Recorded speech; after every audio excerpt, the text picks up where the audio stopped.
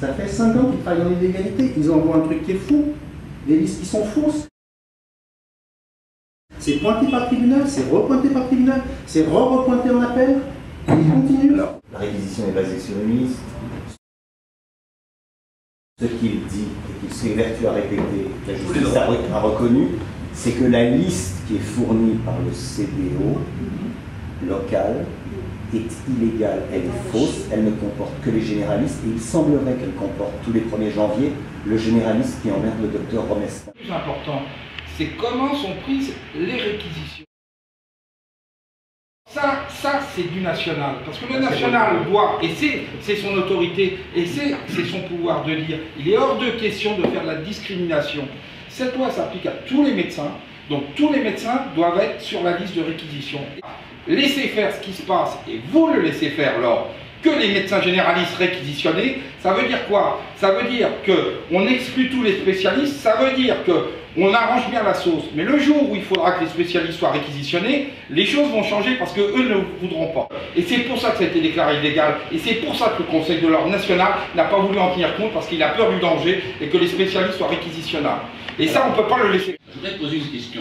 Je pense que tu es comme moi, tu es en âge d'avoir des enfants et tu as dû en avoir. Est-ce que tu voudrais que son syndrome viral, dont tu ne sais pas si c'est une méningite ou pas, quand tu n'es pas là, soit pris en charge par le médecin conseiller de la sécurité? Moi, je ne veux pas que ça soit pris en charge par un médecin qui a déjà travaillé 12 heures dans la journée. C'est tout.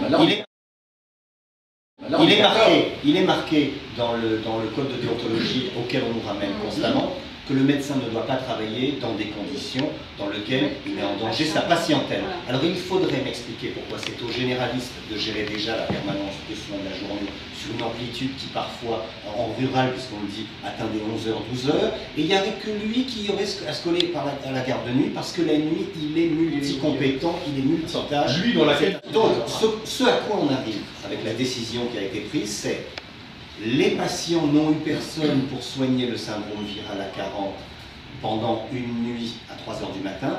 On va donc faire en sorte que pendant un mois, ils n'aient pas accès à leur généraliste pendant la journée.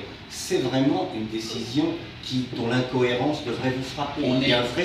Quand tes confrères qui siègent, et qui sont ceux que tu vois tous les jours dans ton conseil de l'ordre, ont pris un mois de suspension, ils ont fait un acte politique. Eh bien, nous sommes là pour cet acte politique qui a été fait et pour dire, vous continuez comme ça, vous allez écœurer les derniers qui restent. Voilà, c'est ça le fond du problème, quoi. Et tu le sais, et toi, tu as défendu cette idée que quand même, il fallait que les publics soient là parce qu'ils ont besoin d'être là. Et c'est ce que je te reproche. À un moment donné, ton rôle, c'est de dire, c'est vrai qu'il faut un médecin, mais l'organisation est à revoir totalement. Quand on demande une réforme, parce que vous nous prêtez des pouvoirs qu'on n'a pas.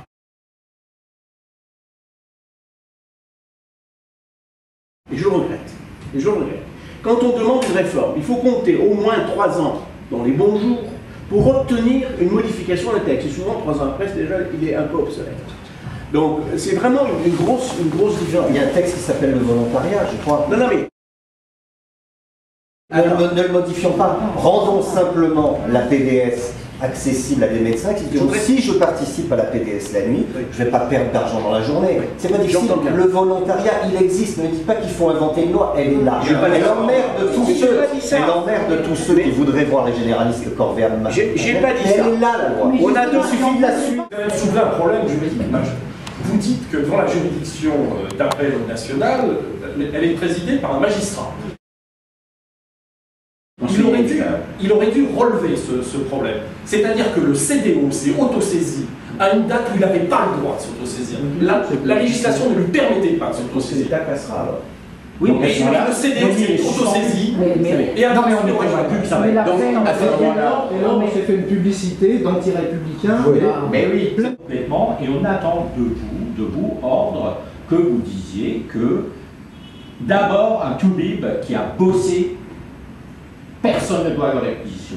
Point. C'est maintenant 6 ans qu'on pose une question simple. On a, comme vous disait Christian, 71 et le correspondant du code santé publique.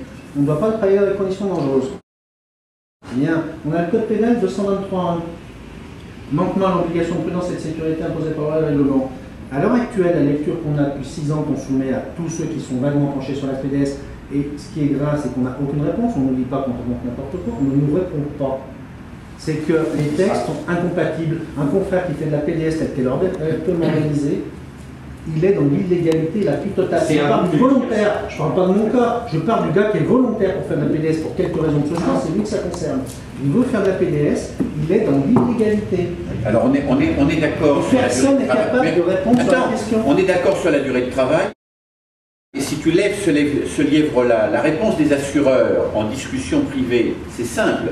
Si vous voulez limiter la durée d'activité d'un médecin libéral à un temps raisonnable dans la journée, c'est quoi un temps raisonnable? 7-8 heures, avec un repos dans le milieu de la journée. Eh ben, il fermera boutique parce qu'il n'assurera pas la rentabilité de son cabinet à 23 €. Le problème, c'est marrant parce que nous, on a eu des réponses.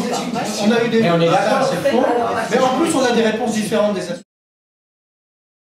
Parce que c'est assez rigolo, c'est qu'ils nous répondent justement, parce qu'ils s'enlèvent les mains du côté assurance, c'est que, en gros, dans la journée, vous êtes libéral, oui.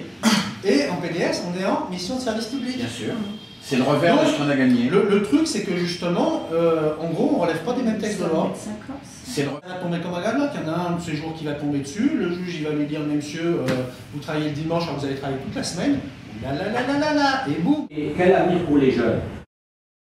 Je veux dire, on le sait tous, si on ne change pas ce système sur la PDS, je veux dire, on pourra faire ce qu'on voudra, les obliger, leur enlever le volontaire. C'est simple, ils n'iront pas dans le domaine libéral. Voilà. C'est tout simple, on le sait ça, on le dit. Et donc, ça coûtera une fortune pour faire les équipes, machin, qui elles respecteront le repos de sécurité, pour avoir des types pour aller dans des coins où il n'y a personne.